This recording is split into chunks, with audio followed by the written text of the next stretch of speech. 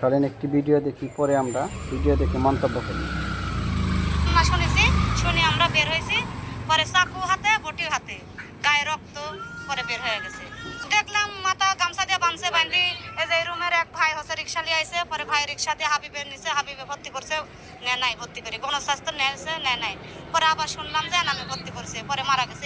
এইটুকুই শুনছি। রুমের ভিতরে ঝগড়া বসছিল, বাপের বলে দৌড়ে ছাদে নিয়ে গেছে, ছাদে নেওয়ার পরে বাপের বলে ছাদে উঠতেছে, কোবানোর পরে ওই যে পরামর্শে বেশ যায় মানে নিচে নামাইছে, নিয়ে মেডিকেলে নিয়ে গেছে। তখন অনেক ওনার বউ বাইরে নেই, বউ যখন ব্যাটারি রিক্সায় উঠাইছে তখন ওনার বউ বাইরেছে। এর আগে বিয়ে চিল্লাপাল্লা করছে, বিয়ে চিল্লাপাল্লা শুনে পাড়া প্রতিবেশী গেছে। পরে ওই ছেলেটা বডি এক হাতে ছুরি নিয়ে নামছে, ওই অবস্থায় নামছে করে মানুষের ভয়ে ওনার কাছে যেতে পারে। আমার বাপের গাড়ি নিয়ে আসছি, আইসা দিয়ে লোক নামতেছে। এইরকম ঘটনা আজকাল অহরহ ঘটতেছে। এর মূল কারণ কি জানেন? কারণ এদেরকে, এই সন্তানদেরকে ছোট সময় শাসন করা হয়নি, ছোট সময় নৈতিকতা শিক্ষা দেওয়া হয়নি, শুধু আদরই করা হয়েছে।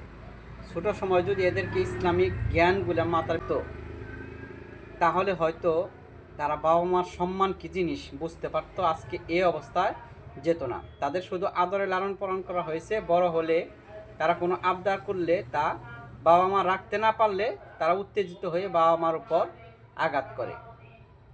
তাই ছোটোবেলা থেকে আমাদের উচিত সন্তানদেরকে শাসন করা এবং এদেরকে আদব কায়দা শিক্ষা দেওয়া, যাতে করে বাবা মার মূল্য এরা বুঝতে পারে।